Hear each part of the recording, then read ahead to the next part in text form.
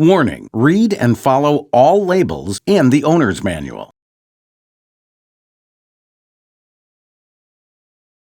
To maximize your investment, ensure your PipeWorx 400 is utilizing the most up-to-date software version. To check what software version your machine is running, press the MIG type and side select buttons behind the MIG setup panel on the power source simultaneously to display the software version. Compare this revision to the software version on MillerWelds.com. If you do need a software update, simply download the file onto an SD card. Insert the SD card into the PipeWorx 400 machine and wait for the busy light to turn off.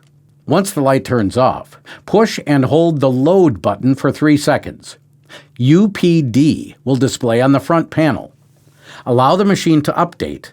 The lights will turn on and off, and H98, H99 may display during update. It may take 2 to 3 minutes to complete the update. Once the machine completes the update, it will return to weld parameters. Power cycle the machine and check the software version to make sure it is the latest version available.